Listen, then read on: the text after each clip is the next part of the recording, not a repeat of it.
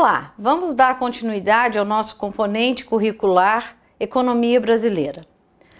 A ideia hoje é dar uma geral em todo o conteúdo que nós vamos estudar neste período. Inicialmente, nós vamos falar do objetivo geral. O objetivo geral deste componente curricular é proporcionar a compreensão da evolução recente da economia brasileira, da República até os dias atuais, sob o prisma das escolhas políticas, econômicas e sociais. Especificamente, nós pretendemos que você entenda as circunstâncias e a evolução socioeconômica do Brasil a partir do processo de industrialização, compreender o processo de desenvolvimento da economia brasileira sob as várias correntes do pensamento, compreender a inserção do Brasil no cenário internacional e analisar criticamente os indicadores socioeconômicos. Esse conteúdo vai ser trabalhado no material que vai estar disponível para você na nossa plataforma. Nós vamos utilizar o livro Economia Brasileira, de Fernando Tadeu e Pedro. Vamos utilizar também o livro de Macroeconomia, lembrando que neste livro nós vamos utilizar apenas a unidade 6, que é o papel do governo e as políticas econômicas. Também estou disponibilizando para você a resenha do livro Economia Brasileira Contemporânea. Essa resenha é muito didática, vai possibilitar que você entenda de maneira bem simples a trajetória da formação econômica do Brasil. Antes de falar de cada conteúdo, eu gostaria de fazer uma retrospectiva histórica da formação política do Brasil para que você entenda em qual contexto você vai estudar o conteúdo de economia brasileira. É importante que você leia atentamente esses slides antes de começar a estudar a bibliografia básica. A economia brasileira, a sua formação é dividida em vários períodos que nós chamamos de períodos históricos da formação econômica do Brasil. O primeiro período é a República Velha, que vai de 1889 a 1930. Por que é chamado de República Velha? Essa fase da formação econômica do Brasil é entendida como a República do Café com Leite. O que é a República do Café com Leite? As oligarquias é quem ditavam as regras da política no Brasil. E café com leite porque os dois estados que detinham o maior poder econômico da época, Minas Gerais por ser o maior produtor de leite e São Paulo por ser o maior produtor de café, eles fizeram um acordo com o governo federal de tal maneira que os presidentes iriam se alternar entre políticos de Minas e políticos do estado de São Paulo. A segunda fase é chamada Era Vargas. A Era Vargas vai de 1930 a 1945. Mas a própria Era Vargas é dividida em 3 marcos que são muito relevantes. 1930 a 1934, quando se teve o ideal do constitucionalismo. 1934 a 1937, quando foi marcada por um governo constitucionalista, com a Constituição promulgada em 1934. E essa última fase, que é de 1937 a 1945, que é chamado de Estado Novo, que foi muito marcante o autoritarismo de Getúlio Vargas. Getúlio Vargas queria permanecer a qualquer preço no poder, e teve um conflito grande com os militares, tanto que Getúlio Vargas foi deposto pelos militares em 1945.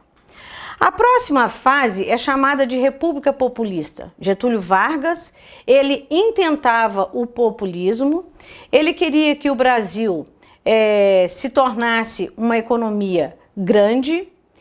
E o que contribuiu para o trabalho de Getúlio Vargas? Na realidade, Getúlio Vargas, ele ditou as regras, tanto no setor político, quanto também no setor econômico.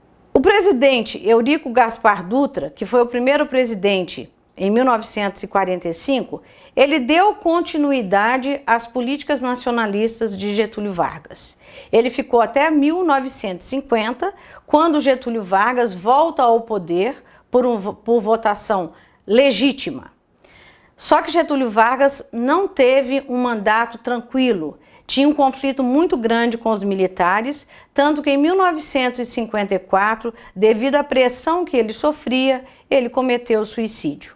Em janeiro de 1955, se tornou presidente Juscelino Kubitschek, também com uma personalidade muito nacionalista, e a sua campanha era o slogan Brasil 50 anos em 5.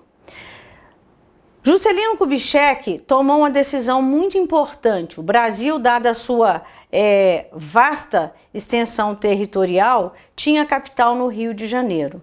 E isso fazia com que toda a concentração de produção ficasse entre Minas, São Paulo e Rio de Janeiro.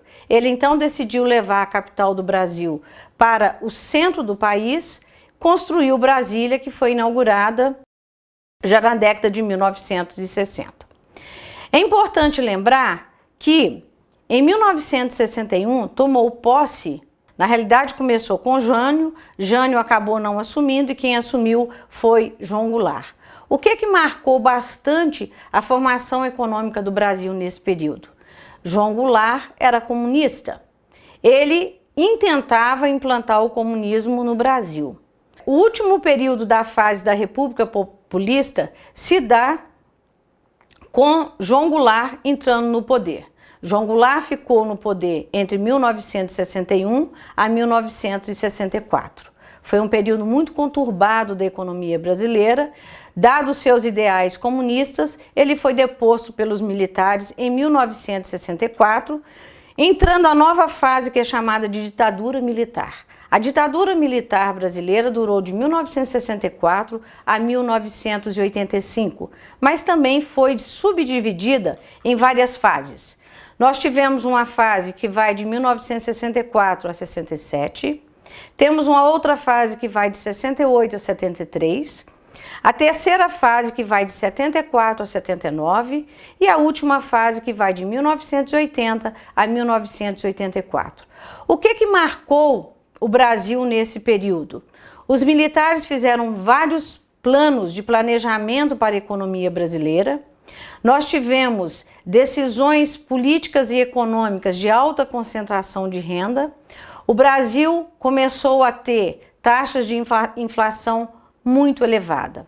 É importante lembrar que 1984 foi marcado pelos diretas já, um movimento que fez com que o Brasil, em 1985, se tornasse um país mais democrático. Aí entramos na última fase da formação econômica do Brasil, que é chamado de Nova República, que se inicia em 1985 e vem até os nossos dias.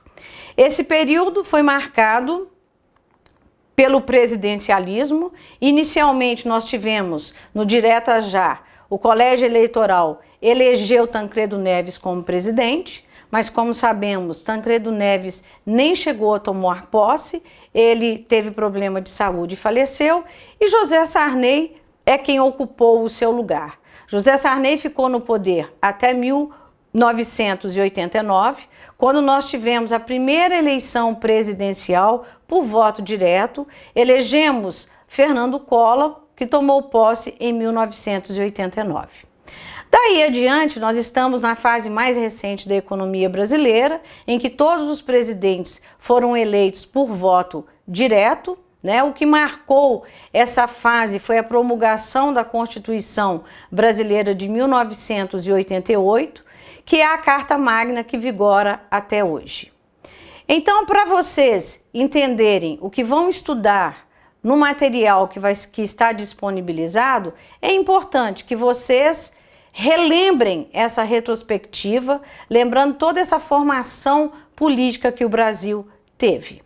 Então, bom estudo e até a próxima.